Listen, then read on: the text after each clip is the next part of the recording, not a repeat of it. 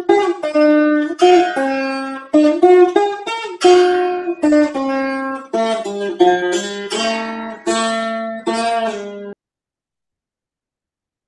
నమ శాంతాయ దివ్యాయ సత్యధర్మస్వరూపిణే స్వానందామృతతృప్తాయ సుందరాయ నమో నమః. మనం అనుభూతి ప్రకాశంలో పంచమాధ్యాయాన్ని ప్రారంభించాం. అయితే ఈ పంచమాధ్యాయంలో ఇంద్ర విరోచనుడు ప్రజాపతి దగ్గరికి విద్య కోసం వెళ్ళటం, సరైనటువంటి అవగాహన చేసుకోలేకపోవటం అన్నటువంటి విషయాల్ని చెప్తున్నారు. అంటే ఎంత విద్వాంసులైనప్పటికీ కూడా, ఎంత బ్రహ్మచర్య నిష్ఠతో, ఎంత జాగ్రత్తగా గురు శుశ్రూష చేసినప్పటికీ కూడా తత్వం, ఆత్మతత్వం అనేటువంటిది వంటబట్టడం చాలా కష్టం. ఆ విషయాన్ని మనకు ముందు చెప్పాలి. నేను పుస్తకం చదివాను, నాకు అర్థమైపోయింది అనుకుంటున్నాం. అంటే కొన్ని విషయాలు అర్థమైనట్టుగా ఉంటాయి. వాస్తవంగా ఎవరైనా ఇది ఏమిటండి అని ప్రశ్నిస్తే మనం వాళ్ళ వైపు తెల్లమొహం వేసి చూస్తాం. ఎందుకంటే అర్థమైనట్టుగా ఉంటాయి కానీ అర్థం కావు, తెలిసినట్టుగా ఉంటాయి కానీ తెలియవు. ఎందుకు ఇలా ఉన్నాయని చెప్పలేం, కారణాలు చెప్పలేం. వేదాంతంలోనే కాదు, లౌకిక విద్యల్లో కూడా కష్టాలు ఉంటాయి. బాగా గురువుల్ని సేవించడం వలన, ఓపిగ్గా తెలుసుకుందికి ప్రయత్నం చేయటం వలన విద్యలు తెలుస్తాయి. అసలు విద్యల్ని తెలిసేటువంటి విధానాన్ని ఎలా చెప్తారంటే, ఆచార్యాత్ పాదమాధత్తే పాదం శిష్య స్వమేధయా పాదం సబ్రహ్మచారిభ్యః పాదం కాలక్రమేణ చ అని. విద్య ఎవరికీ పరిపూర్ణంగా ఒక స్టేజ్లో రాదు. గురువు గారి దగ్గర నేర్చుకుంటూ ఉన్నప్పుడు వాడికి వచ్చిన చదువు ఎంతరా అంటే 1/4, పావంతు వచ్చింది.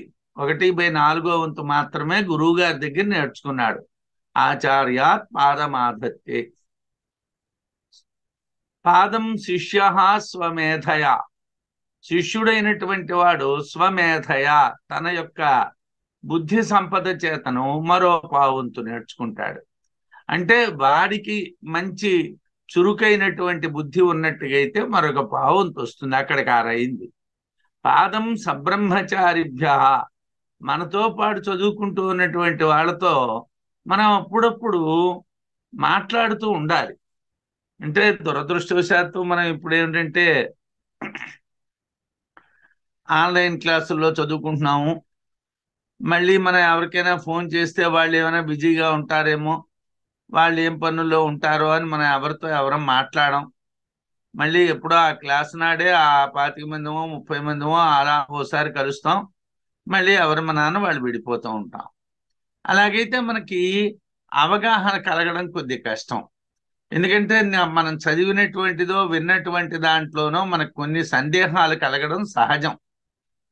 ఆ సందేహాలని మనతో పాటు చదువుకునేటువంటి వాళ్ళతో మనం మాట్లాడుతూ ఉంటే వాళ్ళ అభిప్రాయాన్ని బట్టి మన అభిప్రాయాన్ని బట్టి దాన్ని తెలుసుకోవచ్చును. పాదం సబ్రహ్మచారిభ్యః పాదం కాలక్రమేణ చ, చదవగా చదవగా చదవగా చదవగా చదవగా ఎప్పుడో మనకి చదువు పూర్తవుతుంది. మనం ఉన్నంత కాలం పూర్తవుతుందని గ్యారంటీ లేదు. దానికి ఒక ఉదాహరణ మీకు చెప్తాను. రామాయణం చదువుతూ ఉంటారు. రావణాసురుడు, కుంభకర్ణుడు ఇద్దరు అన్నదమ్ములు, జయ విజయుల యొక్క రూపాలు. వాళ్ళు శాపం చేతను రాక్షసులుగా పుట్టారు. రావణాసురుడు తపస్సు చేశాడు, అనేక మంత్రాలు తెలిసిన వాడు, వేదాంగాలు చదువుకున్నటువంటి వాడు, అన్నీ చదువుకొని మంచి బ్రహ్మగారి వలన ఈశ్వరుడు వలన వరాలు పొందినటువంటి వాడు. రాముడి చేతిలో మొదటిసారి ఓటమి పాలయ్యాడు. వెళ్ళి కుంభకర్ణుడిని లేపించాడు. కుంభకర్ణుడు వచ్చాడు. ఏమున్నాడు, తినేస్తాను వచ్చేస్తాను రాముడిని లక్ష్మణుడిని అన్నాడు. రాముడు వాడి మీద ఆగ్నేయాస్త్రాన్ని ప్రయోగించాడు, వాయుయాస్త్రాన్ని ప్రయోగించాడు, ఐంద్రాస్త్రంతో చంపేశాడు. అసలు విచిత్రం ఏమిటంటే కుంభకర్ణుడి చేతుల్లో ఇంద్రుడు ఓడిపోయాడు.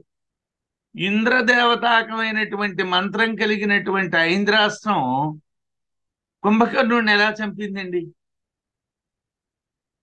మామూలుగా రీజన్ ఎవరైనా అడిగారు అనుకోండి, ఏమంటే ఆ ఇంద్రాస్త్రంతో రాముడు కుంభకర్ణుడిని చంపాడు అంటున్నారు. ఇంద్రుడే ఓడిపోతే ఇంద్రుడు దేవతగా కలిగినటువంటి మంత్రము కుంభకర్ణుడిని ఎలా చంపింది అంటే అక్కడ చంపింది మంత్రము కాదు, అస్త్రము కాదు. ఏమిటి చంపిందండి? రామునిలో ఉన్నటువంటి సత్యధర్మాలనేటటువంటివి అతి తీవ్రమైనటువంటివి కాబట్టి అతన్ని చేత్తో ఏ పని చేసినా వెంటనే సఫలమైపోతుంది. సత్యము ధర్మము అనేటువంటివి ఏమిటో తెలియవు కాబట్టి కుంభకర్ణుడు రావణాసురుడు ఓడిపోయారు. ఇది మీకు నేను కథ చెప్పడం కోసం చెప్పలేదు. మనం కాలక్రమేణ పుస్తకాలు చదవగా చదవగా చదవగా చదవగా సందేహాలు వస్తూ ఉంటాయి, సమాధానాలు దొరుకుతూ ఉంటాయి, సందేహాలు వస్తూ ఉంటాయి, సమాధానాలు దొరుకుతూ ఉంటాయి. అలాగే మన ఈ అనుభూతి ప్రకాశంలో కూడా ఈ మూడో భాగం, ఇది పంచమోధ్యాయం. ఇది అయిపోతే అనుభూతి ప్రకాశంలో ఛాందోగ్యోపనిషత్తుకి సంబంధించిన విషయం అయిపోతుంది. ఈ పంచమాధ్యాయంలో మనం 10 శ్లోకాలు చెప్పుకున్నాం.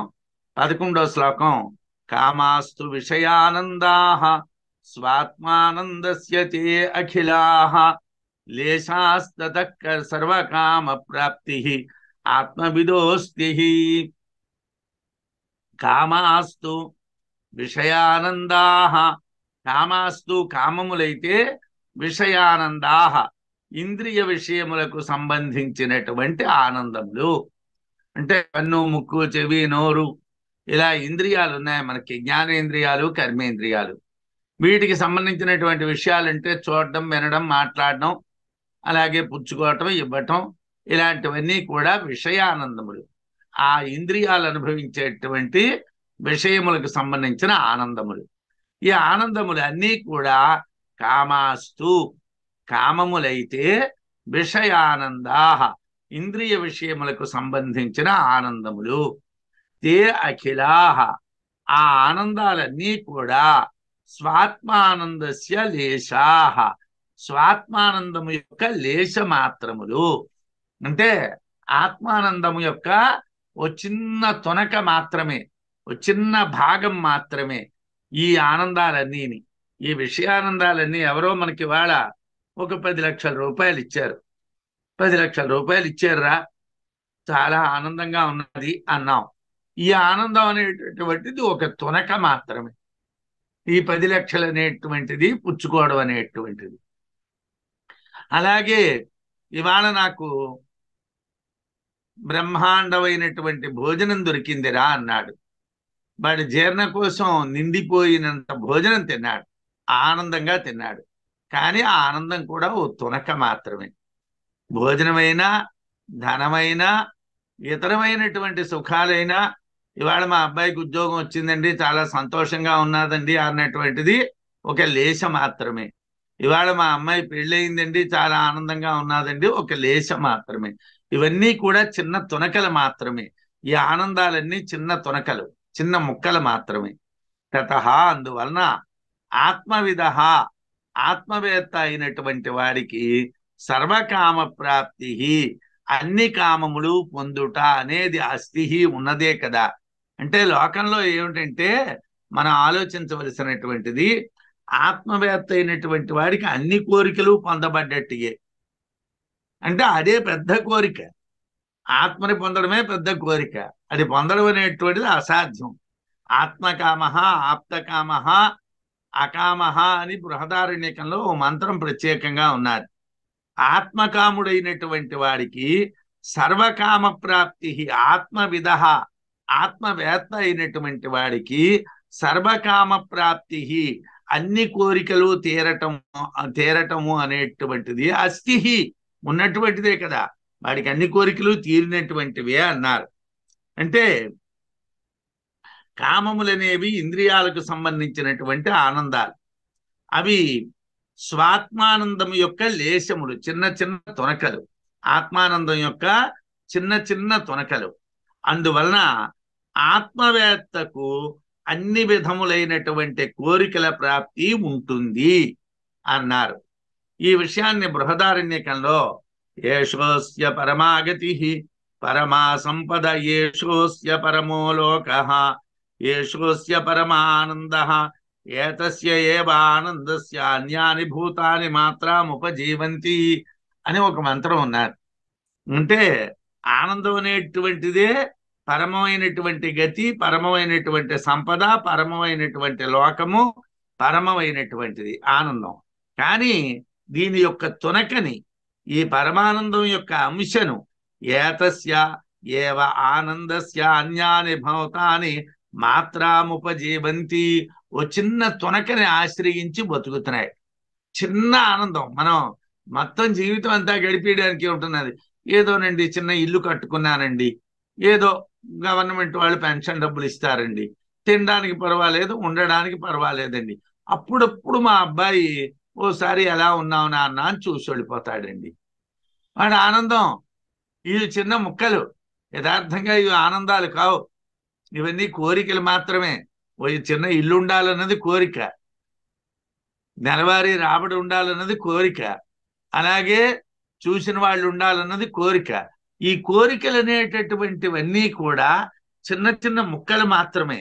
అయినప్పటికీ కూడా ఈ ముక్కల్ని ఆశ్రయించే అన్యాని భూతాన్ని మాత్రం ఉపజీవంతి, ఈ ముక్కల్ని ఆశ్రయించే ఇతర భూతములు బతుకుతున్నాయి. పరమానందం యొక్క అంశను ఆశ్రయించి ఇతర ప్రాణులు జీవిస్తున్నాయి అన్నారు. అద్వితీయం బ్రహ్మము, ఎరుగుటే బ్రహ్మము, అదే పరమగతి, పరమ సంపద, పరమ లోకము, పరమ ఆనందం. అద్వితీయమైనటువంటి బ్రహ్మాన్ని తెలియడమే, ఏకమైనటువంటి బ్రహ్మాన్ని తెలియటమే పరమమైన గతి, పరమమైన సంపద, పరమమైన లోకము, పరమమైన ఆనందం. ఆ పరమానందానికి సంబంధించినటువంటి చిన్న చిన్న తునకలను ఆశ్రయించి ఇతర జీవులు జీవిస్తున్నాయి అన్నారు. అందువలన ఇంద్రియ కామములు ఆనందము యొక్క తునకలు మాత్రమే. ఆత్మవేత్తకు అన్ని కోరికలు పొందబడినట్టే. ఆత్మవేత్త అయినటువంటి వాడికి అన్ని కోరికలు పొందబడినట్లుగానే చెప్పుకోవాలి. ఈ విషయాన్ని కూడా బృహదారణ్యకంలో యో అకామః నిష్కామః ఆప్తకామః ఆత్మకామః నతస్య ప్రాణా ఉత్క్రామంతి బ్రహ్మైవ సంబ్రహ్మాప్యేతి అని ఒక మంత్రాన్ని కూడా చెప్పారు. అంటే మనం ఇలా ఉపనిషత్తులు అన్నిటినీ ఒకదాన్ని ఒకటి సంవాదం చేసుకుంటూ చదువుకోవాలి అనుకుంటే ఒక అధ్యాయం జరగడానికి మనకి ఒక 4 నెలలు 5 నెలలు పడుతుంది. మనం అన్నీ అందురించి చెప్పుకోవటం లేదు. ఇతరమైన ఉపనిషత్తుల యొక్క సంబంధం కూడా ఉంటుంది.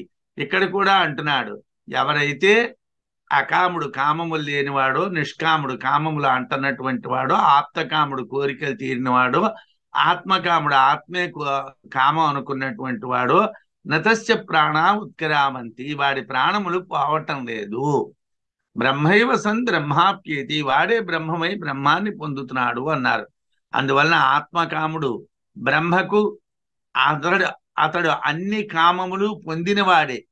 అతడే బ్రహ్మం, అతడే బ్రహ్మం. వేరేగా బ్రహ్మము అని మరొకట్లేదు. ఆత్మకాముడే బ్రహ్మము, అతడు అన్ని కామాలు పొందినటువంటి వాడే. ఆత్మానం చేద్విజానీయాద్ అయమిస్మీతి పురుషః కిమిచ్చన్ కస్య కామాయ శరీరమనుసంజ్వరేత్. లోకంలో ఆత్మవేత్త దేనికోసం శరీరాన్ని బాధ పెట్టుకోవాలండి? ఆత్మవేత్త అయినటువంటి వాడికి అరే మా అబ్బాయి నా మాట వినలేదన్నటువంటి బాధ ఉండదు. ఎందుకోసం ఉండదు? వాడికి వాడి ఆత్మ, వాడి యొక్క జీవుడు ఎలా నడిపిస్తున్నాడో వాడు అలా నడుస్తున్నాడు. వీడు ఆత్మానందంలో ఉన్నటువంటి వాడు కాబట్టి వీడికి కొడుకు గురించి కానీ, కూతురు గురించి కానీ, భార్య గురించి కానీ, ధనం గురించి కానీ, లోకం గురించి కానీ దేని గురించి దుఃఖం ఉండదు. ఏతత్ ప్రజాపతిర్వాక్యం శ్రుత్వా దేవాసురాస్తదా ఉభయేపి అభుభుత్స్యంతః పరమాత్మానమాదరాత్. ఏతత్ ప్రజాపతిర్వాక్యం శ్రుత్వా దేవాసురాస్తదా ఉభయేపి బుభుత్సంతః పరమాత్మానమాదరాత్. ఇక్కడ రెండు రకాలుగా చదివాం. ఉభయేపి అబుభుత్సంతః అని ఒకటి, ఉభయేపి బుభుత్సంతః అని ఒకటి, రెండు పాఠాలు చదివాం. ఏదో కారణాలు ఉంటాయి. ఇప్పుడు మనకి పూర్వ గ్రంథాలన్నీ కూడా చేతి రాతలతో ఉండేవి, ప్రింటింగ్ ప్రెస్సులు లేకపోవటం వలన. సంస్కృత పండితులైనటువంటి వాళ్ళు ఆ రాస్తూ ఉన్నప్పుడు వాళ్ళు పొరపాట్లు రాయడమైనా జరిగి ఉంటుంది, ప్రింట్ చేసినప్పుడైనా మార్పులు వచ్చి ఉంటాయి. మొత్తం మీద మనకి పాఠాంతరాలు ఉంటూ ఉంటాయి. ఉత్తరాది పాఠం అంటే సంస్కృత గ్రంథంలో ఉన్నటువంటి పాఠానికి తెలుగు పాఠానికి, అంటే మన మలయాళ స్వామివారు వేసినటువంటి గ్రంథం యొక్క పాఠానికి తేడా కనిపిస్తున్నారు. అయితే ఏ అర్థం బాగుంటుంది అన్నటువంటిది ఆలోచిద్దాం. ఏతత్, ఈ విధమైనటువంటి ప్రజాపతి వాక్యం, ప్రజాపతి యొక్క మాటను శ్రుత్వా వినిన దేవాసురాహ, దేవతలు రాక్షసులు, తదా అప్పుడు, ఉభయే అపి రెండు పక్షముల వారు కూడా, బుభుత్సంతః తెలుసుకోవాలనే కోరిక కలవారు అయ్యారు, ఆదరాత్ ఆదరముతో, పరమాత్మానం పరమాత్మను తెలుసుకోవాలి, బుభుత్సంతః తెలుసుకోవాలనేటువంటి కోరిక కలవారు అయ్యారు అని ఒక అర్థం. ఆదరాత్ ఆదరముతో పరమాత్మానం పరమాత్మను, అబుభుత్సంతః తెలుసుకోవాలనే కోరిక లేనివారు అయ్యేరు అని ఒక అర్థం. కోరిక కలవారయ్యేరని ఒక అర్థము, లేని వాళ్ళు అయ్యేరని ఒక అర్థము. ప్రజాపతి ఏమిటన్నాడు? బ్రహ్మజ్ఞానాన్ని పొందాలి అన్నాడు. అయితే బ్రహ్మజ్ఞానాన్ని పొందడం అనేటటువంటి దాన్ని ఆదరంతో కావాలి అని దేవతలు రాక్షసులు అనుకున్నారు, అనాదరంతో అక్కర్లేదు అనుకున్నారు అని రెండు అర్థాలు ఉన్నాయి.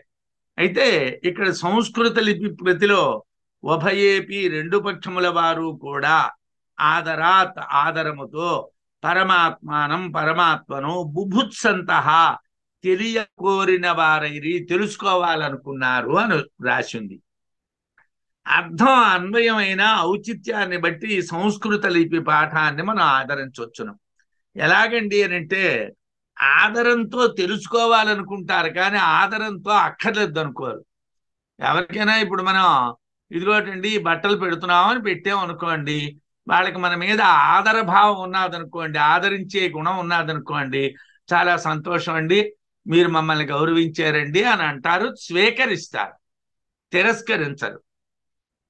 ఆదరం లేదనుకోండి, మాకు అక్కర్లేదండి గుడ్డలు అని విసిరేస్తారు.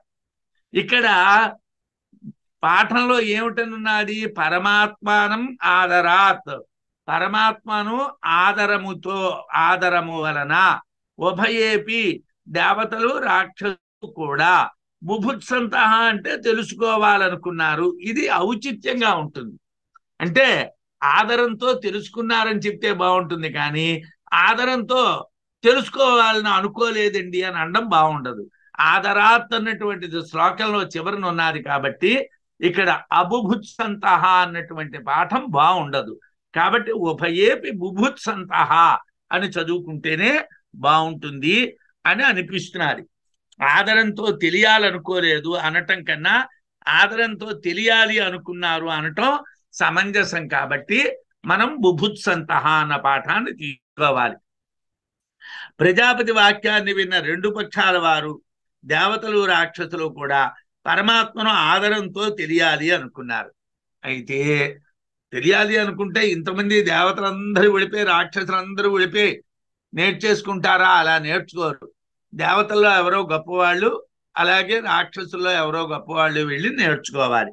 య ఆత్మ అపహత పాప్మా విజరో విమృత్యు విశోకో విజిగిత్సోపి పాపః విజిగిత్సో అపిపాసః సత్యకామ సత్య సంకల్పః సోన్వేష్టవ్యః స విజిజ్ఞాసితవ్యః అని శృతి. చాందోగ్యంలో ఏమిటని చెప్తున్నారంటే, ఏమిటన్నారట హిరణ్యగర్భ ప్రజాపతి?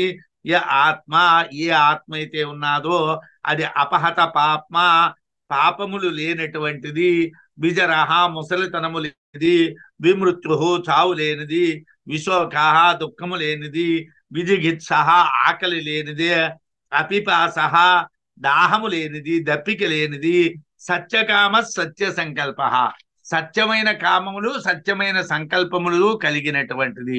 సో అన్వేష్ట స విజిజ్ఞాసితవ్య, దాన్ని అన్వేషించాలి, దాన్ని తెలుసుకోవాలి అని చెప్పారు.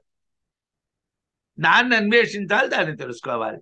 అక్కడే ప్రజాపతి, హిరణ్యగర్భ ప్రజాపతి ఇంకా ఏమిటన్నారంటే, స సర్వాన్ లోకానాప్నోతి సర్వాంశ్చ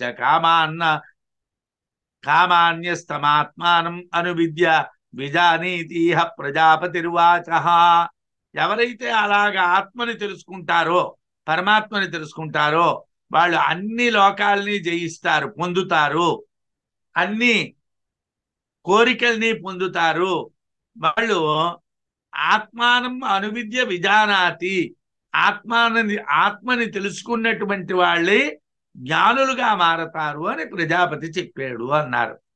పాపపుణ్యాలు అంటనటువంటిది, వృద్ధాప్యం లేనటువంటిది, మరణం లేనటువంటిది, శోకం లేనటువంటిది, ఆకలి లేనటువంటిది, దప్పిక లేనటువంటిది, సత్యమైన కామములు కలిగినటువంటిది, సత్యమైన సంకల్పములు కలిగినటువంటి ఆత్మను అన్వేషించి తెలుసుకోవాలి.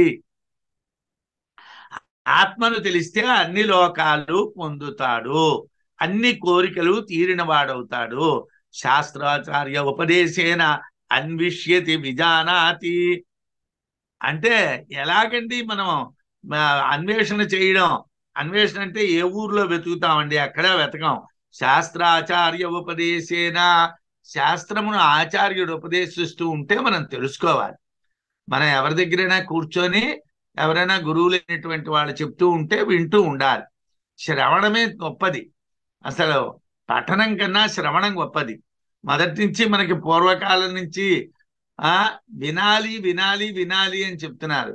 కాకపోతే మనం రాను రాను ఆ అవకాశాలు తగ్గిపోతూ ఉండడం వలన, చెప్పేటువంటి వాళ్ళు తక్కువగా ఉండడం, తరువాత మనకు అందుబాటులో లేకపోవటం వలన మనం పఠనానికి ఎక్కువగా విలువనిస్తున్నాం. కానీ శాస్త్ర ఆచార్య ఉపదేశేన అన్విష్య విజానాతి, శాస్త్రము ఆచార్య ఉపదేశము ద్వారా పొంది తెలిసినటువంటి వాడవుతాడు. అబుభుత్సంత అన్న అర్థం చెబితే ఏ హోచుహు హంతమాత్మానం అన్విచ్చామో అనే శృతిలో తే హోచుహు హంతమాత్మానం అన్విచ్చామహ, వాళ్ళు అన్నారు ఆత్మని గురించి మేము అన్వేషణ చేస్తాము అని అన్నటువంటిది కుదరదు. ఎందుకంటే తే అన్నటువంటిది బహువచనం. బహువచనంలోని వాళ్ళు అన్నాడు అంటే ఇద్దరు కాదు. బహువచనం అంటే ముగ్గురు కన్నా ఎక్కువ. ఇంద్ర విరోచనం ఇద్దరే అయితే ద్వివచనం వాడాలి. సహ తౌ తే అని కదండి, తౌ అని వాడాలి. తౌ హూచుహు అనాలి. అలా అనలేదు, తే హూచుహు అన్నాడు. అంటే బహువచనం. అంటే అందరూ, దేవతలందరూ రాక్షసులందరూ కూడా మేము వెతుకుతాము అన్నారు. శృతిలో తేహ ఊచుహు అనేవి బహువచనాలు కాబట్టి అబుభుత్సంతః అనకూడదు. దేవతలు అసురులు బహువచనం కాబట్టి ఇంద్ర విరోచనులు ఇద్దరే అంటే తౌహ అని ఉండాలి, పదం ఉండాలి. కనుక బుభుత్సంతః అనే పదమే సరైనటువంటిది అని మనం గ్రహించాలి, తెలుసుకోవాలని ప్రయత్నం చేశారు. దేవరాజో అసురేశ్చ తౌ ద్వావింద్ర విరోచనో సత్యలోకం ప్రాప్య తస్మిన్ అసేవేతాం ప్రజాపతిం. అయితే ఏమండి, ఇక్కడ ఇద్దరే వెళ్ళారు అంటే ఎప్పుడైనా అలాగే ఉంటుంది.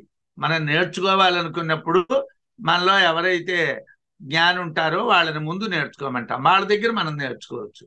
అంటే అందరము ఓడిపోయి పులో మన ఇక్కడ నిలబడిపోయి మాకు పాఠం చెప్పేయండి అనడానికి ఇదేమిని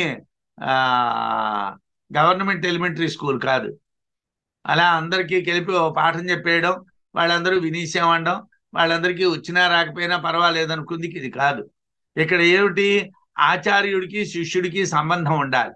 అంటే ఆచార్యుడికి శిష్యుడు అందుబాటులో ఉండాలి, వీడు మాట్లాడుతూ ఉన్నది వాడు వినాలి, వాడు చేసింది వీడికి తెలియాలి. కాబట్టి ఇద్దరే వెళ్ళారు. దేవరాజ అసురేశ్చ తౌ ద్వౌ ఇంద్ర విరోచనో సత్యలోకం ప్రాప్య తస్మిన్ అసేవేతాం ప్రజాపతిం. దేవరాజ, దేవతలకు రాజైన ఇంద్రుడు, అసురేశ రాక్షసుల రాజైనటువంటి విరోచనుడు, తౌ ద్వౌ వారిద్దరూ కూడా ఇంద్ర విరోచనౌ ఇంద్రుడు విరోచనుడు సత్యలోకం బ్రహ్మలోకమును ప్రాప్త్యా పొంది ప్రజాపతిం బ్రహ్మదేవుని అంటే హిరణ్యగర్భ ప్రజాపతిని అసేవేతాం సేవించరి. అక్కడ బ్రహ్మ ప్రజాపతి ప్రజాపతి ప్రజాపతి అంటే మనం ఏదో నారాయణుడో లేకపోతే ఏదో మనం మాట్లాడకూడదు. హిరణ్యగర్భ ప్రజాపతి. సృష్టి ఎక్కడ ప్రారంభమైంది? పరమాత్మ. పరమాత్మ నుండి మాయ నుండి ఏమిటొచ్చింది? హిరణ్యగర్భ బ్రహ్మ. హిరణ్యగర్భ బ్రహ్మ దగ్గర నుంచే మీరు సృష్టిని చెప్పగలరు కాబట్టి, సృష్టి అనేటువంటి దాని గురించి మాట్లాడగలరు కాబట్టి ప్రజాపతి అయినటువంటి హిరణ్యగర్భుడు మాట్లాడుతున్నాడు. ఆయన్ని సేవించిరి. దేవతల రాజైనటువంటి ఇంద్రుడు, రాక్షసుల రాజైనటువంటి విరోచనుడు సత్యలోకంలో పొంది హిరణ్యగర్భ ప్రజాపతిని సేవించారు. అయితే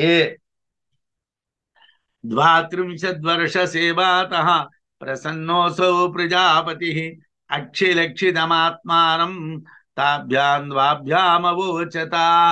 ఏమండి వీళ్ళు 32 సంవత్సరాలు బ్రహ్మచర్యం చేశారటండి. ఇప్పుడు ఈ లోకంలో అలా మాట్లాడితే ఎవరు మన మాట వినరు. 32 సంవత్సరాలు కాదు, 3 సంవత్సరాలు నాయన నేర్చుకోరా అని ఆవిడ నేర్చుకోడు. 3 రోజులు వేసరికల్లా వాడు గురువు గారు అయిపోతారు, వీడు శిష్యుడు అయిపోవాలి.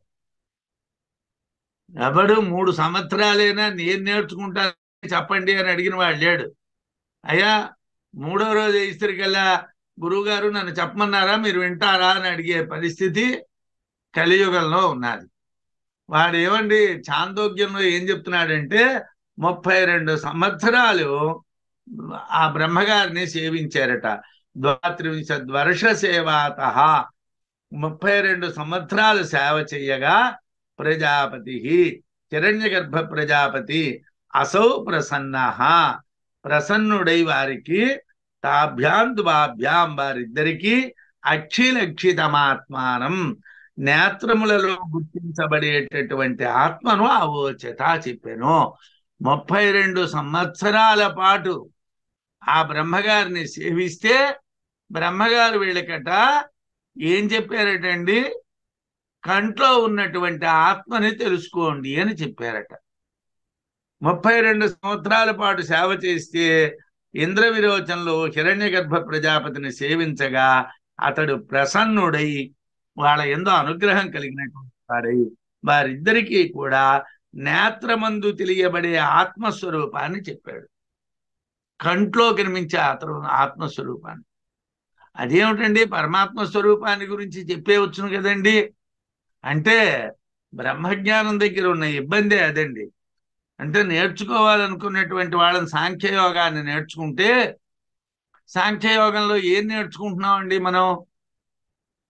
10 కర్మేంద్రియ జ్ఞానేంద్రియాలు, 10 పంచభూతాలు, పంచతన్మాత్రలు, మనోబుద్ధి అహంకారాలు అనేటువంటివి 3, 23. 32ని తిరిగేస్తే ఎంత అవుతుందండి? 23. సంస్కృతంలో అంకానాం వామతో గతి అంటారు. అంకెల్ని చెప్పేటప్పుడు సంస్కృతంలో అట్నుంచి ఇటు చెప్పాలి. 32 అంటే 23 అని చెప్పాలి. 23 తత్వాల యొక్క పరమాత్మనే చెప్పాడు. 24వ తత్వం పరమాత్మని చెప్పలేదు. సాంఖ్యయోగంలో 24వ తత్వం పరమాత్మ చెప్పాలంటే శేశ్వర సాంఖ్యయోగం చెప్పాలి. అంటే పరమాత్మ అనేటువంటి వాడు ఉన్నాడు అని చెప్పాలి. సాంఖ్యయోగంలో 2 రకాలు ఉంటాయి. నిరీశ్వర సాంఖ్యయోగము, శేశ్వర సాంఖ్యయోగము అని ఉంటాయి. 32 సంవత్సరాలు సేవిస్తే 23 తత్వాలు కలిగినటువంటి సాంఖ్యాన్ని చెప్పాడు. 23 తత్వాలు కలిగినటువంటి సాంఖ్యాన్ని చెప్పాడు.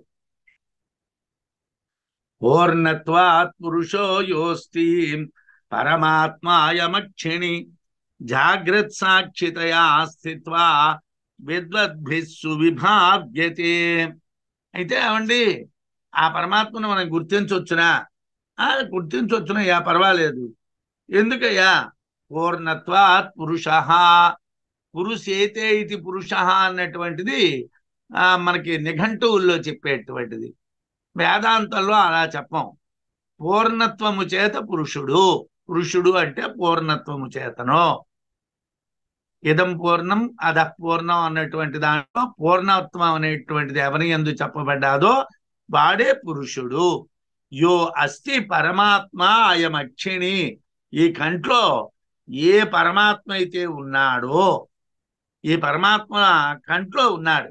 ఆ కంట్లో ఉన్నటువంటి పరమాత్మ పూర్ణమైనటువంటి వాడు. వాడు ఇంకోటి ఏమిటండి, జాగ్రత్త సాక్షితయా, జాగ్రత్త యొక్క సాక్షిగా స్థిత్వా ఉండి, వాడు జాగ్రత్తకి సాక్షి. పూర్ణత్వాత్ పరిపూర్ణము చేతను యహా ఏ పురుష, పురుషుడు పురుష స్వరూపుడైనటువంటి పరమాత్మ, పరమాత్మ అయం అక్షిణి ఈ నేత్రమునందు జాగ్రత్త సాక్షితయా, జాగ్రత్త యొక్క సాక్షిగా స్థిత్వా ఉండి విద్వద్భి, విద్వాంసుల చేతను సువిభావ్యతే, బాగుగా ఆలోచించబడుతున్నాడు. మనం పరమాత్మని తెలియాలి. ఎక్కడున్నాడు పరమాత్మ? కంట్లో ఉన్నాడు పరమాత్మ అని చెప్పాడు. అదేమిటండి, కంట్లో పరమాత్మ ఎలా ఉంటాడు, ఎలా తెలుస్తాడు? మన కంట్లో ఉంటే పరమాత్మ తెలుస్తాడా?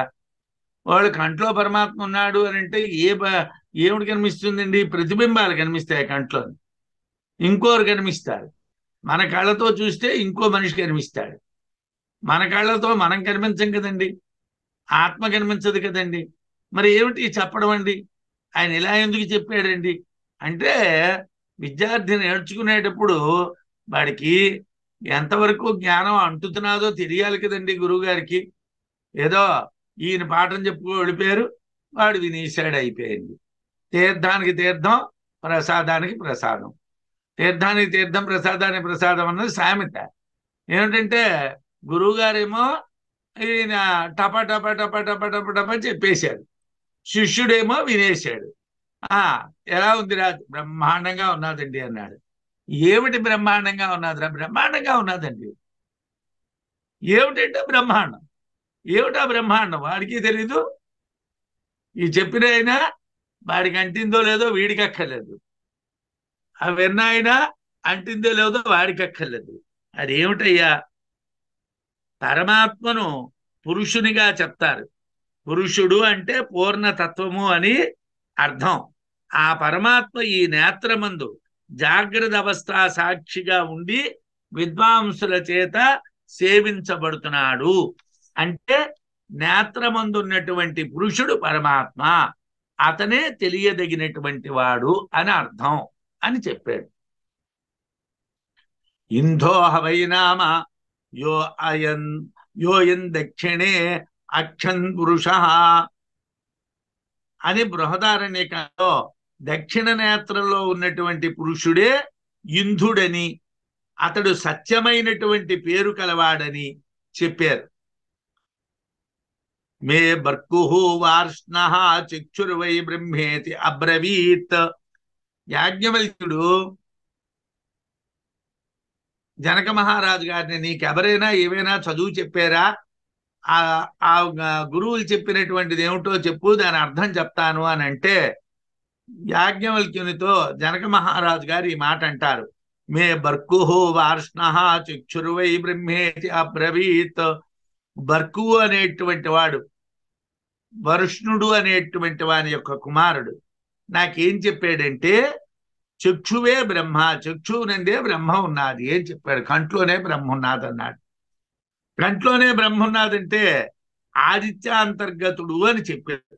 అందువలన కుడి కంటి యందున్నటువంటి పురుషుడే పరమాత్మ అని చెప్పారు. ఛాందోగ్యంలో కూడా తౌహ ప్రజాపతిరువాచ ఏషో అక్షిణి పురుషో దృశ్యత ఏష ఆత్మేతి హ ఉవాచ ఏతదమృతమభయం ఏతద్ బ్రహ్మ ఇత్యథా అన్నారు. నేత్రముందు ఉన్నటువంటి పురుషుడే ఆత్మ, అతడే అమృతుడు, అభయుడు అన్నారు. అయితే ఇంద్ర విరోచనలకు అర్థం కాలేదు, వాళ్ళకి అర్థం కాలేదు. ఇంద్ర విరోచనలు బ్రహ్మచర్యం వల్ల శుద్ధమైనటువంటి కల్మషం కలవాళ్ళు అయ్యారు. అయితే ప్రజాపతి కళ్ళల్లో పురుషుడు అంటే యహ ఏషః అక్షిణి పురుష నివృత్త చక్షుర్భి మృజిత కషాయై దృశ్యతే యోగిభి ద్రష్ట. భగవత్పాదులు వారు ఇక్కడ వ్యాఖ్యానం చేసినప్పుడు చాలా బాగా చెప్పారు. ఏమిటంటారంటే, ఒరే నాయన, కంట్లో పురుషుడు అంటే మనం కంటితో ఏమిటి చూసాం? బాల్టీ చూసాం, అది పరమాత్మ. కంటితో ఏమిటి చూసాం? చెంబు చూసాం, అది పరమాత్మ. కంటితో ఏమిటి చూసాం? మరో మనిషిని చూసాం, వాడు పరమాత్మ కాదయ్యా. ఏమిటంటే, యహ ఏష అక్షిణి పురుష నివృత్త చక్షు అంటే అంతర్ముఖంగా చూసేటటువంటి వాడు. నివృత్త చక్షు అంటే అంతర్ముఖంగా చూసేటువంటి యోగులు. మృజిత కషాయై దృశ్యతే యోగిభి ద్రష్ట. పోయినటువంటి పాపములు కలిగిన వాళ్ళు, మనోవాసనలు లేనటువంటి వాళ్ళు దర్శించేటువంటి ఆత్మ ఏదైతే ఉన్నదో అది అని ప్రజాపతి ఉద్దేశం. వీళ్ళకి అర్థం కాలేదు. వీళ్ళ కళ్ళతో చూసినటువంటిది అని వీళ్ళు అనుకుంటున్నారు. ఆయన చెప్పినటువంటిది ఏమిటి? అంతర్దృష్టితో చూసేటటువంటి లోపల ఉన్న ద్రష్ట అన్నది అతని ఉద్దేశం. గురువు గారు చెప్పినటువంటిది శిష్యులకి అర్థం కాలేదు. అతడికి ఏ పాపాలు ఉండవు, ఆత్మకి పాపాలు ఉండవు, అమృత స్వరూపుడు. కానీ ఇంద్ర విరోచనులు ఛాయారూపమైనటువంటి దాన్ని పురుషుడు అనుకున్నారు. అంటే నీడని పురుషుడు అనుకున్నారు, యథార్థాన్ని పురుషుడు అని గుర్తించలేదు. అది వారి అజ్ఞాన దోషం. వాళ్ళిద్దరికీ ఆ దోషం కలిగింది. చిచ్ఛాయావాన్ అహంకార మూఢై ఆత్మేతి భావ్యతే కర్తా భోక్తా సజీవ స్యాత్ పరబ్రహ్మైవ సాక్ష్యసౌ. ఏమండి? చిచ్ఛాయావాన్ అహంకార, చిత్తు యొక్క ప్రతిబింబంతో కూడినటువంటి అహంకారము మూఢై, మూఢుల చేత ఆత్మ ఇతి, ఆత్మ అని భావ్యతే, భావించబడును. లోకంలో అజ్ఞానంతో కూడుకున్నటువంటి వాళ్ళు, అహంకారంతో కూడుకున్నటువంటి వాళ్ళు ప్రతిబింబాన్ని బ్రహ్మము అనుకుంటారు. బ్రహ్మాన్ని గుర్తించడం కష్టం. గురువు యందు పరిపూర్ణమైనటువంటి విశ్వాసం ఉండాలి, శాస్త్రం మీద దృఢమైనటువంటి నమ్మకం ఉండాలి. వాడు స్వతహాగా యోగ దృష్టి కలవాడు, నివృత్త చక్షు అవ్వాలి. అంటే అంతర్దృష్టి కలవాడు అవ్వాలి. బయటికి చూస్తే పరమాత్మ కనిపించడు, బయటికి చూస్తే కనిపించే వస్తువులు మాత్రమే. చిచ్ఛాయావాన్ అహంకార, చిత్తు యొక్క ప్రతిబింబంతో కూడినటువంటి అహంకారము మూఢై, మూడుల చేతను ఆత్మ ఇతి, ఆత్మ అని భావ్యతే, భావించబడును. సజీవ, జీవుడు కర్తా భోక్తా స్యాత్, వాడు అనుభవించేవాడు, చేసేవాడు అవుతాడు, ఆచరించేవాడు, అనుభవించేవాడు అవుతాడు. అసౌ పరబ్రహ్మ సాక్షి ఏవా.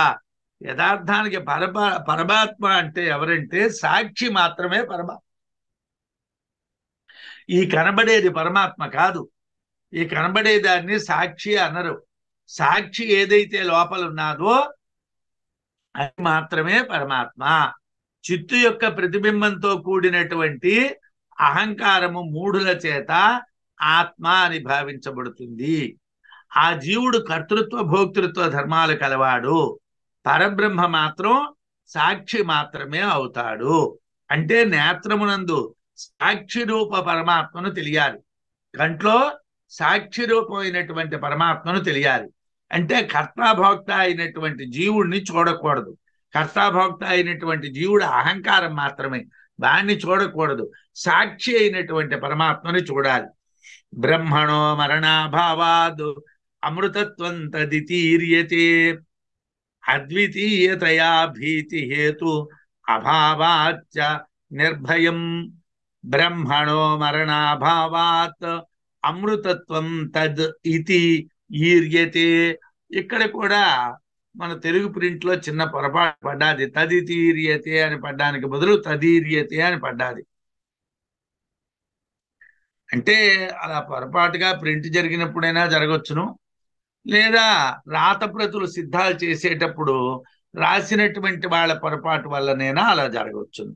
బ్రహ్మణ, బ్రహ్మమునకు మరణాభావాత్, మరణము లేకపోవట చేత, చనిపోవడం అనేటువంటిది లేకపోవటం చేతను, తత్ ఆ బ్రహ్మమును అమృతత్వం, అమృత స్వరూపమని ఈర్యతే చెప్పుదురు. తత్ ఆ బ్రహ్మమును, తద్ ఇది ఈర్యతే, తత్ ఆ బ్రహ్మమును అమృతత్వం, అమృత స్వరూపము అని ఇది ఈర్యతే చెప్పబడును.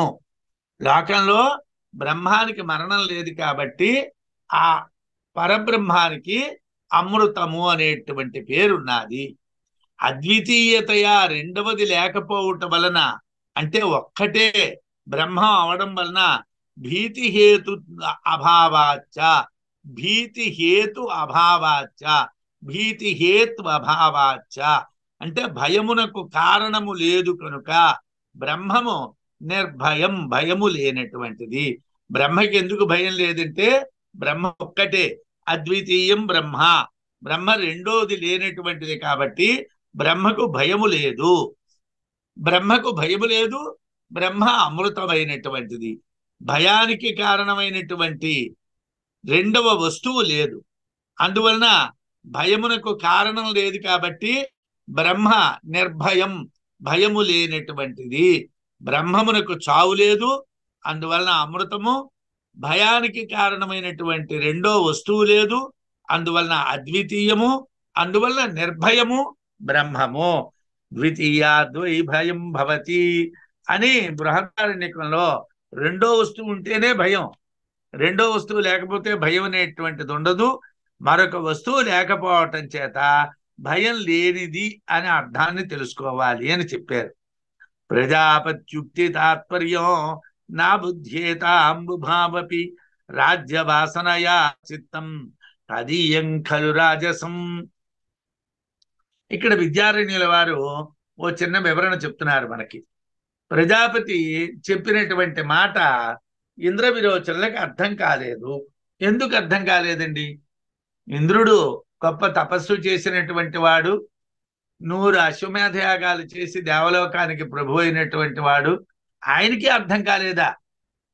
ఏమండి, విరోచనుడు అంటే ప్రహ్లాదుడికి తండ్రి, కుమారుడు, బలిచక్రవర్తికి తండ్రి, మరి దేవతల్లో రాక్షసుల్లో గొప్ప కర్మిష్టి, అటువంటి విరోచనుడికి అర్థం కాలేదా? అంటే వీళ్ళిద్దరూ కర్మిష్ఠులు కాబట్టి అర్థం కాలేదు. కర్మిష్ఠులకి జ్ఞానం అర్థం అవడం సులభం కాదు. కర్మిష్ఠులకి ఎంతసేపు కర్మ విషయాలే అర్థమవుతాయి. ఏమండి, మనం ఈ యజ్ఞం ఇలా చెయ్యాలండి, ఈ యాగం ఇలా చెయ్యాలండి, ఈ అభిషేకం ఇలా చెయ్యాలండి, ఈ పూజ ఇలా చెయ్యాలండి అని అంటే ఆసక్తిగా వింటారు. ఏమండి, బ్రహ్మాన్ని గురించి చెప్తానండి అని అంటే ఎవరు ఆసక్తిగా వినరు. ఎందుకోసం వినరు? దాని ఎందు వాసన ఉండదు, దాని యొక్క వాసన ఉండదు. ప్రజాపత్యుక్తి తాత్పర్యం, ప్రజాపతి అంటే హిరణ్యగర్భ ప్రజాపతి.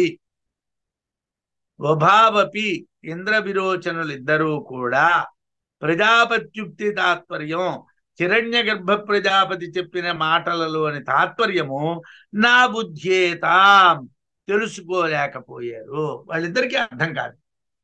ఉభవ అపి అంటే ఇద్దరూ కూడా, ఇంద్రుడు విరోచనుడు. ప్రజాపత్యుక్తి తాత్పర్యం, హిరణ్యగర్భ ప్రజాపతి చెప్పినటువంటి మాటల్లో ఉన్న తాత్పర్యాన్ని నా బుద్ధ్యేతాం, తెలుసుకోలేదు. ఎందుకు తెలియలేదండి? రాజ్యవాసనయా చిత్తం తదీయం ఖలు రాజసం. తదీయం చిత్తం, ఆ ఇంద్ర విరోచనుల యొక్క ఇద్దరి యొక్క చిత్తములు కూడా రాజ్యవాసనయా, ప్రభుత్వాధికార వాసనలతో కూడుట వలన రాజసంఖలు, రజోగుణంతో కూడినవి కదా అన్నారు విద్యారణ్యుల వారు. సాధారణంగా తమో గుణానికి రజోగుణానికి వేగిరంగా బుర్రకెక్కదు, సత్వగుణం కావాలి. సత్వగుణం అంటే ఏమిటండి?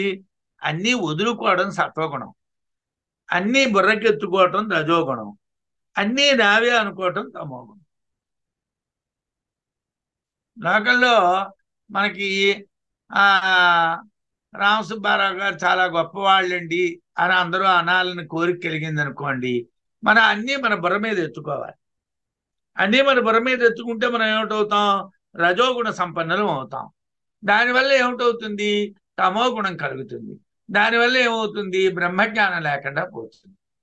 అన్నీ వదులుకున్నాం అనుకోండి, ఆ రామసుబ్బారావు గారు ఎవరిని పట్టించుకోరండి అంటారు. నష్టమేం లేదు, మనకు వచ్చే నష్టమేం లేదు.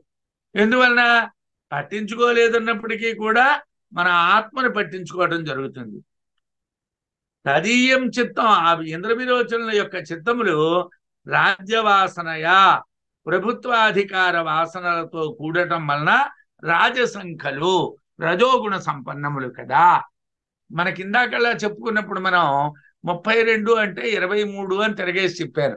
దాంట్లో 10 ఏమో జ్ఞానేంద్రియములు కర్మేంద్రియాలు అని చెప్పాను, 10 ఏమో పంచభూతాలు తన్మాత్రలు అని చెప్పాను, మనోబుద్ధి అహంకారాలు 3 అని చెప్పాను. 4 చెప్పలేదు, చిత్తం చెప్పలేదు. చిత్తం ఇక్కడ రజోగుణంతో కూడుకున్నటువంటిది కాబట్టి ఈశ్వరుడు వీళ్ళకి అంటలేదు. చిత్త ఏకాగ్రత కావాలి అని అంటే సత్వగుణం కావాలి. చిత్త ఏకాగ్రత కావాలంటే సత్వగుణం అంటే నిర్వృత్తి పూర్వకమైనటువంటి గుణం కావాలి, వదులుకునే గుణం కావాలి. చిత్తం అన్నటువంటిది ఎందుకు 24 చెప్పలేదంటే 24ది వదులుకున్నటువంటి వాడికే పరమాత్మ అనేటువంటి విషయం తెలుస్తుంది. ఎవరైతే వదులుకోలేరో వాళ్ళకి తెలియదు. అన్యదేహస్య యాఛాయా సా చక్షుష్యుపలభ్యతే తామేవాత్మతయా ప్రేహేత్యేషా బుద్ధిరభూత్తయోః. వాళ్ళిద్దరికీ కలిగిన జ్ఞానం ఏమిటండి అంటే ప్రజాపతి హిరణ్యగర్భ ప్రజాపతి చెప్పినటువంటి చదువు వల్ల అన్యదేహస్య ఛాయా యా ఛాయా ఇతరుల యొక్క శరీరం సంబంధమైనటువంటి ఏ నీడ ఉన్నదో సా చక్షుషి ఉపలభ్యతే అది మన కంట్లో కనిపిస్తుంది. మన కంట్లో ఏమిటి కనిపిస్తుందండి? ఎదుటివాడి శరీరం కనిపిస్తుంది. మన శరీరం మన కంట్లో కనిపించదండి. మనకు ఎలా తెలుస్తుంది? మనని మనం చూసుకోవడం సాధ్యం కాదు. మనం ఫోటోల్లోనో అద్దాల్లోని లేకపోతే నీళ్లలోని మనం చూసుకుంటే మనల్ని మనం చూసుకోవడానికి వీలవుతుంది. కానండి మామూలుగా ఇలా నిలబడ్డాం, ఇలా నిలబడి ఏమండి కళ్ళతో చూడండి అంటే ఏమిటి చూస్తామండి? ఇంట్లో ఉన్న వస్తువులు చూడాలి, ఇంట్లో ఉన్న మనుషుల్ని చూడాలి, బయట ఉన్న మనుషుల్ని చూడాలి, అవన్నీ చూడాలి. కానీ మనని మనం చూడడం సాధ్యం కాదు. అన్యదేహస్య యాఛాయ ఇతరుల యొక్క శరీర సంబంధమైనటువంటి ఏ నీడ ఉన్నదో సా చక్షుషి ఉపలభ్యతే అది కంట్లో కనిపిస్తుంది. సా చక్షుషి ఉపలభ్యతే కంట్లో కనిపిస్తుంది. తమేవ ఆత్మతయా దానినే ఆత్మగా ప్రాహ ఇతి ప్రజాపతి చెప్పాడు అని ఏషా బుద్ధి ఈ రకమైనటువంటి ఆలోచన తయోహ వారిద్దరికీ అభూత్ కలిగిన వాళ్ళిద్దరికీ ఒకే రకమైన ఆలోచన కలిగిందండి. ఇంద్రుడు దేవతల రాజు కాబట్టి వాడికి ఏం స్పెషల్గా కలగలేదు. విరోచనుడు రాక్షసుల రాజు కాబట్టి వాడికి ఏం స్పెషల్గా కలగలేదు. ఏమిటండి జరిగింది? ఇద్దరికీ ఎందుకు ప్రాబ్లం అండి అంటే చెప్పారు, ఇద్దరు కర్మాధికారం కలవాళ్లే. ఈశ్వరాయత్తంబైన చిత్తంబు సంవిత్తంబుగా కుండుటం చేసి అని మీరు గజేంద్ర మోక్షంలో చదువుతారు. ఈశ్వరాయత్తంబైన చిత్తంబు అంటే పరమాత్మ యందు ఆయత్తమైనటువంటి చిత్తము సంవిత్తంబుగా కుండుటం చేసి పంచకోశాల్ని జయించలేకపోవటం చేతనో ఏమైందండి? గజేంద్రుడు ఏడవడమే మిగిలింది. గజేంద్రుడికి ఏడుపు మిగిలింది. బాబా ఆ ఏడ్చినటువంటిది పంచకోశాలని జయించి ఏడవలేకపోయాడు. ఇక్కడ కూడా మీకు చిత్తం అంటే అది ఈశ్వరాయత్తమైనటువంటి చిత్తమైన పంచకోశాలని జయించాలి, ఏకాగ్రం అవ్వాలి. ఇక్కడ వీళ్ళిద్దరూ ఏమయ్యారండి? అన్యదేహస్య యాఛాయ ఇతరుల యొక్క శరీర సంబంధమైనటువంటి ఏ నీడ ఉన్నాదో సా చక్షుష్యుపలభ్యతే అది కంట్లో కనిపిస్తున్నది. తానే ఆత్మతయా దానినే ఆత్మగా ప్రాహ ఇది ప్రజాపతి చెప్పాడు అని అనుకొని ఏషా బుద్ధి ఈ రకమైనటువంటి ఆలోచన తయోహ అభూత్ వాళ్లకు కలిగెను.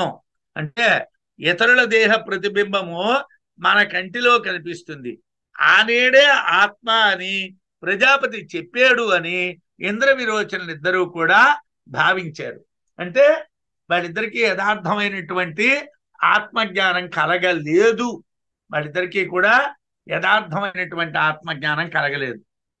ఛాయాత్మానం దృఢీకర్తం పునఃప్రచ్ఛతుర్గురో అప్స్వాదర్శే చయో దృష్ట ఛాయాత్మా స్వయమేవ కిం. అయితే వీళ్ళకి అర్థం కాలేదు. వాడు కంట్లో కనిపించేటువంటి ఆత్మ అంటే కంట్లో ఎవడు కనిపిస్తాడు? ఇతర వస్తువు కనిపిస్తుంది. కంట్లో మన గురించి ఏం కనిపించదు కదా. అది వీళ్ళకి అర్థం కాలేదు. అర్థం కాక వీళ్ళు తెలివిగా అతన్ని ఏమిటని అడిగారు, అయ్యా నీళ్లలో కనిపించేది అద్దంలో కనిపించేది కూడా ఆత్మేనా అని అడిగారు. అవును అనేసాడు. అదేమిటండి వాళ్ళకి ఆత్మ అది కాదు, ఆత్మ అంటే అంతర్దృష్టితో చూడవలసినటువంటిదని ఎందుకు చెప్పలేదు అని మనకి డౌట్ వస్తుంది. దానికి అంతటికీ వివరణ ఇస్తారు విద్యారణ్యుల వారు. ఛాయాత్మానం దృఢీకర్తం పునఃపప్రచతుర్గురం అప్సు ఆదర్శే చయో దృష్ట ఛాయాత్మా స్వయమేవ కిం. ఛాయాత్మానం ప్రతిబింబ స్వరూపమైనటువంటి నీడ వంటిదైనటువంటి దాన్ని ఆత్మగా భావించుటను దృఢీకత్వం దృఢపరుచుకోవటం కోసం గురువు అయినటువంటి హిరణ్యగర్భ ప్రజాపతిని పునః తిరిగి ప్రశ్నించిరి. వాళ్ళు మళ్ళీ తిరిగి అడిగారు గురువు గారు అయినటువంటి హిరణ్యగర్భ ప్రజాపతిని. ఏమిటని అడిగారు? అప్సు ఆదర్శేచ, నీళ్ల యందు, అప్సు అంటే నీళ్ల యందు, ఆదర్శేచ అద్దమునందు, యో ఛాయాత్మ ఏ నీడ రూపమైనటువంటి ఆత్మ ఉన్నాదో, సోయమేవ కిం అదేనా మీరు చెప్పింది? ఏమండి నీళ్లలో కనిపిస్తుంది, అద్దంలో కనిపిస్తుంది, ఆ నీడనేనా మీరు ఆత్మ అని చెప్పారు అని అడిగారు. వీళ్ళిద్దరికీ అర్థం కాలేదురా అని తెలిసిపోయింది. వీళ్ళిద్దరూ బాగా గాబరా పడిపోతున్నారు. ఏ గాబరాలతో చదువులు రావండి. చదువు కావాలంటే ఓపిక ఉండాలి. మనకి ఎంత శ్రద్ధ ఉంటే శ్రద్ధావాన్ లభతే జ్ఞానం. శ్రద్ధావాన్, శ్రద్ధ అంటే ఏమిటండి? మనకి ఓపిక ఉండాలి. ఎంత వేగంగా వచ్చేసిందండి, అయిపోయిందండి, చదువు అయిపోయిందండి, చదువు అయిపోయిందండి, ఏ చదువు అయిపోతుందండి? ఏం చదువు అయిపోతుందండి?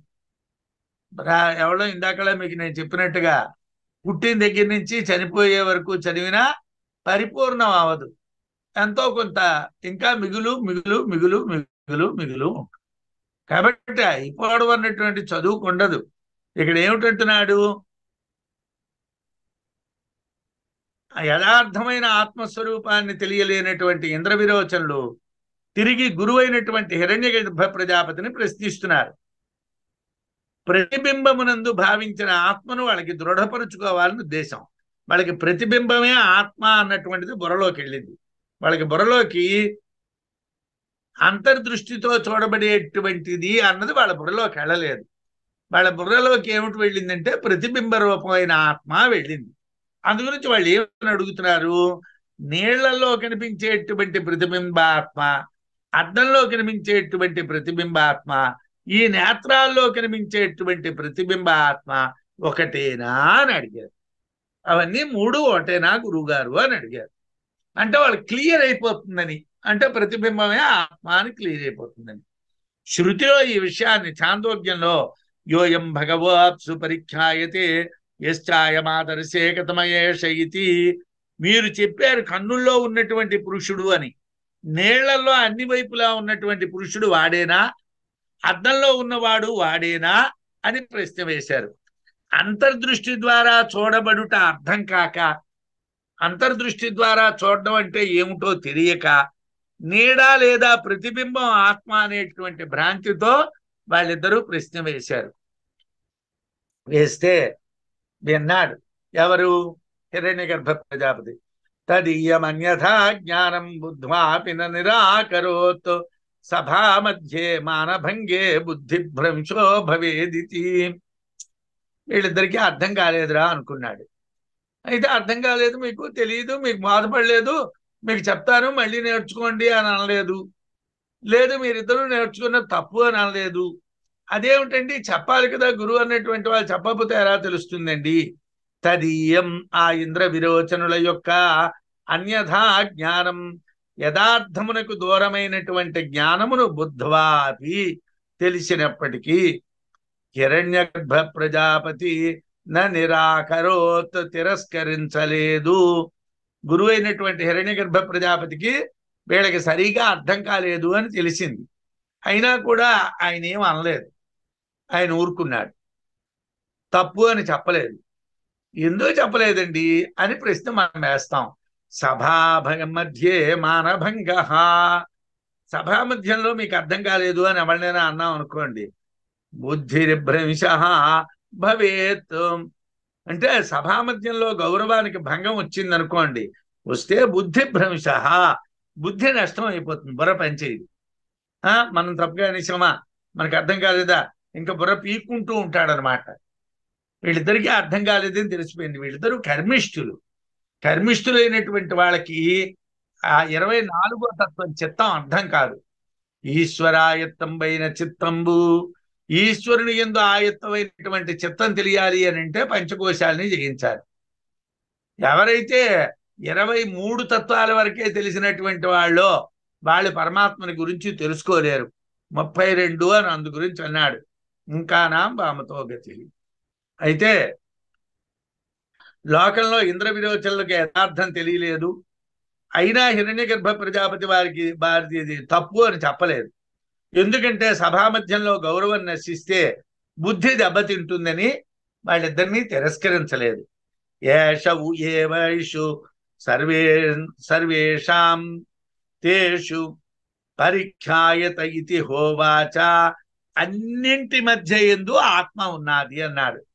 ఆయన చాలా లౌక్యంగా చెప్పారు, ఆయన చాలా జాగ్రత్తగా చెప్పారు. హిరణ్య ప్రజాపతి ఏషు సర్వేషు అంతేషు, అన్నింటి మధ్య యందు కూడా, అన్నింటి మధ్యలోనూ కూడా, పరిఖ్యాయత అంతటా ఉన్నాడు. అన్నింటి మధ్యలోనూ ఉన్నదన్నారు. వీళ్ళకి అర్థం కాలేదు, అలా అన్నాను. అన్నింటి మధ్యలోనే ఉన్నదంటే మన లోపల కూడా ఉన్నది అని అర్థం చేసుకోవాలి, కానీ వీళ్ళ బుర్రకి అర్థం కాలేదు. హిరణ్యగర్భ ప్రజాపతి దోషం అయితే ఇక్కడ లేదు. ఆత్మనా ఉక్త అక్షిపురుష మనసి సన్నిహితతర శిష్య గృహీత ఛాయాత్మన. హిరణ్యగర్భ ప్రజాపతి చెప్పినటువంటి అక్షిపురుషుడు బుద్ధికి చాలా దగ్గరగా ఉండేవాడు. బుద్ధికి చాలా దగ్గరగా ఉన్నటువంటి ఆత్మని గురించి చెప్పారు. మనకి క్రమాన్ని చెప్పినప్పుడు కఠోపనిషత్తులో చదువుకున్నాం, ఇతర ఉపనిషత్తుల్లో మీరు చదువుకుంటున్నారు. మన క్రమం ఎలా ఉంటుందంటే పరమాత్మ, మాయా, హిరణ్యగర్భ ప్రజాపతి, తర్వాత విరాట్ బ్రహ్మ, విరాట్ దగ్గర నుంచి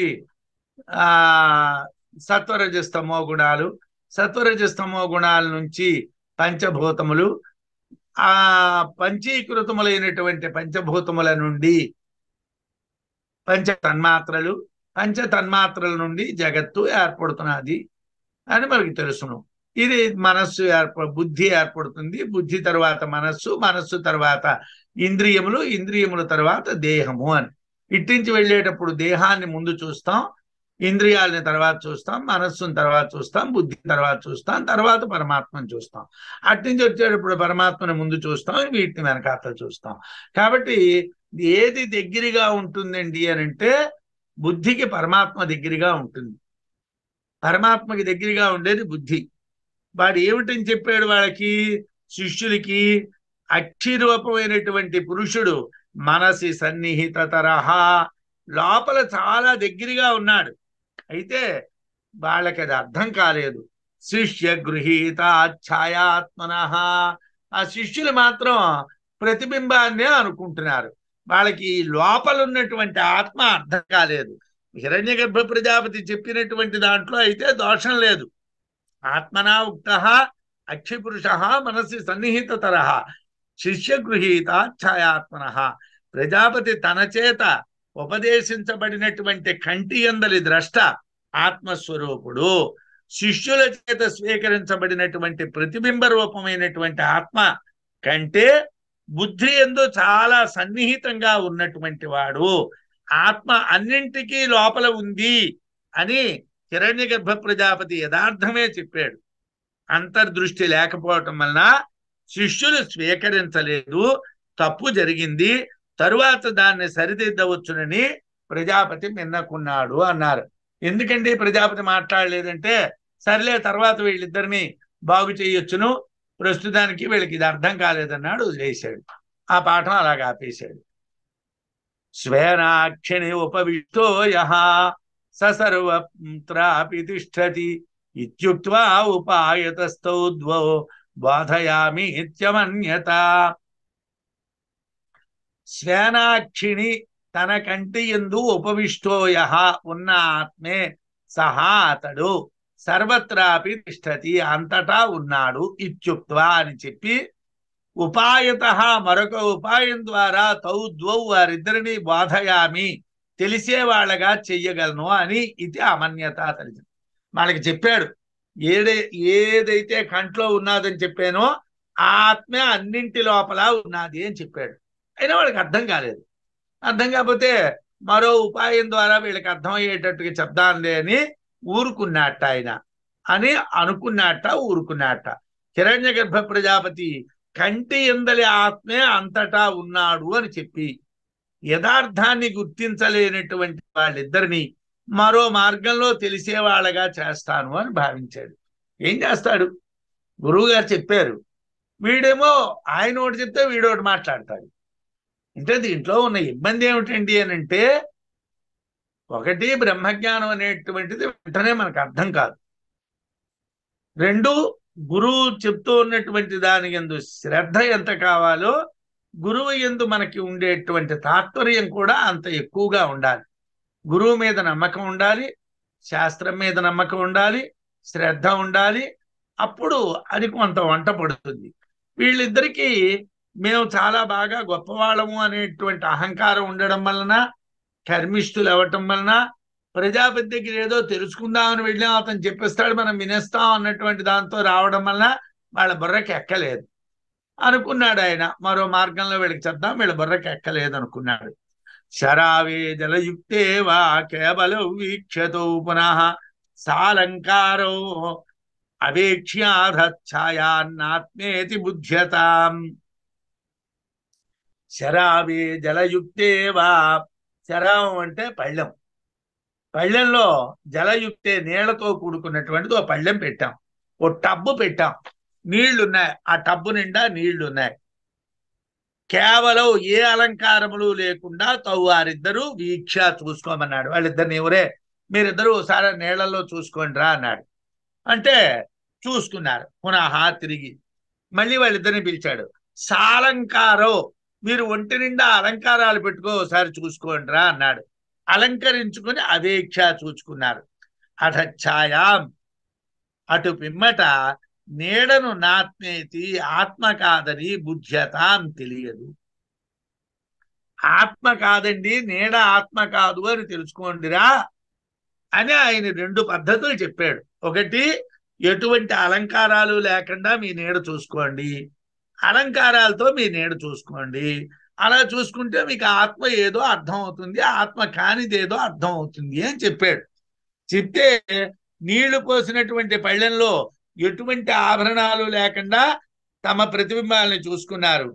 తిరిగి శరీరాలను అలంకరించుకొని ప్రతిబింబాలని చూసుకున్నారు. నీడ ఆత్మ కాదు అని తెలియాలి.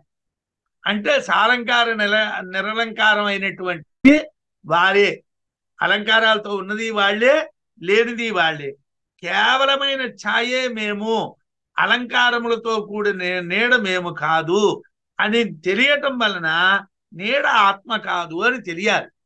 అయితే ఇక్కడ వాళ్ళు పొందుచున్నది భ్రాంతి అని నిరూపించుటకు ప్రజాపతి సాలంకార నిరలంకార దేహఛాయ ద్వారా ఆత్మను గుర్తింప చేయాలని ప్రయత్నించిన వారిద్దరికీ అర్థం కాలేదు. అంటే వాళ్ళకి ఎలాగో అలాగ మీరు భ్రాంతిలో ఉన్నారా, మీరు ఆ భ్రాంతిలోంచి బయటికి రండి అని చెప్పడం కోసం ప్రజాపతి ఏం చేశాడు, అలంకారం చేసుకో ఓసారి చూడండి, అలంకారం లేకుండా ఓసారి చూడండి, మీరు ఆత్మని గుర్తించండి అన్నాడు. వాళ్ళకి ఇద్దరికి అర్థం కాలేదు. వాళ్ళు ఏం చేశారు, ఆ అలంకారాలతో చూసుకున్నారు, మేము ఆత్మ అన్నారు. అలంకారాలు లేకుండా చూసుకున్నారు, మేము ఆత్మ అన్నారు. వాళ్ళు బుర్ర పనిచేయలేదు. వాళ్ళిద్దరికి బుర్ర పనిచేయలేదు. ఉదశరావ ఆత్మానమవేక్ష యదాత్మనో న విజానేధ తన్మే ప్రభృత ఇది. నీటి పళ్ళెంలో చూచి ఆత్మను గురించి చెప్పండి అని అడిగాడు. మీరు నీటి పళ్ళెంలో చూసుకొని ఆత్మ గురించి చెప్పండి రా అన్నాడు. అంటే సర్వమే వేదమా వాం భగవ ఆత్మానం పశ్యాత్. అయ్యా మేము అంతటా ఆత్మను చూస్తున్నామండి అన్నారు. అంటే వీళ్ళు చూసుకున్నారు, చూసి అంతటా ఆత్మని చూస్తున్నామండి అన్నారు. ఆహా అన్నాడు. అంతటా వ్యాపించినటువంటి ఆత్మని చూస్తున్నామని నీడనే చెప్పారు. బాగా అలంకరించి చూసుకోండి అని చెప్పాడు. బాగా అలంకరించుకొని తౌ హౌ చతుహు, మళ్ళీ వాళ్ళు అంటున్నారు యథైవేదం ఆవాం భగవత్ సాధ్వలంకృతో సువసనో పరిష్కృతో స్వ ఏవమేవ ఇమో ఏష ఆత్మేతి హోవాచ. అయ్యా బాగా అలంకరించుకున్నాం, చూసామండి, మేము ఆత్మనే చూసామండి, మళ్ళీ ఆత్మనే చూసామన్నారు. ఆ ఆత్మ ఏమిటండి అని అంటే ఏష ఆత్మేతి హోవాచ, ఇది ఆత్మ అండి. ఏతదమృతం అభయం బ్రహ్మేతి, ఇది అమృతమైనటువంటి అభయమైనటువంటి బ్రహ్మం అండి అన్నారు. అలంకరించుకున్న తరువాత ఆ ప్రతిబింబాన్నే ఆత్మగా అనుకున్నారు. అలంకరించుకోక ముందు ఆ ప్రతిబింబాన్నే ఆత్మగా అనుకున్నారు. వారిరువురు యథార్థాన్ని ఇంకా తెలియలేదు. ఆ మంత్రంలో వారిద్దరూ శాంత హృదయులై వెళ్ళేరు అని చెప్పారు.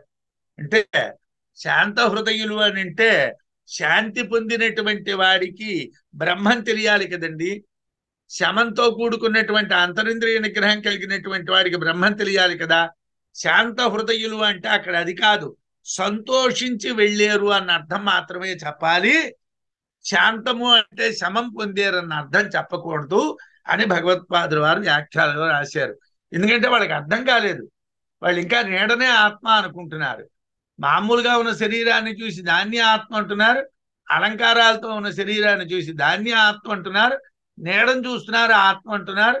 వాళ్ళకి ఆ నీడ అన్నటువంటి ఆత్మ అన్నదే బుర్రలో ఉన్నది, కానీ అంతర్దృష్టితో చూసేటువంటి ఆత్మ అన్నటువంటిది ఇంకా వాళ్ళకి అర్థం కాలేదు. మనం మళ్ళీ వారం దాన్ని అర్థమయ్యేటట్టు చెప్పుకుందాం. స్వస్తి.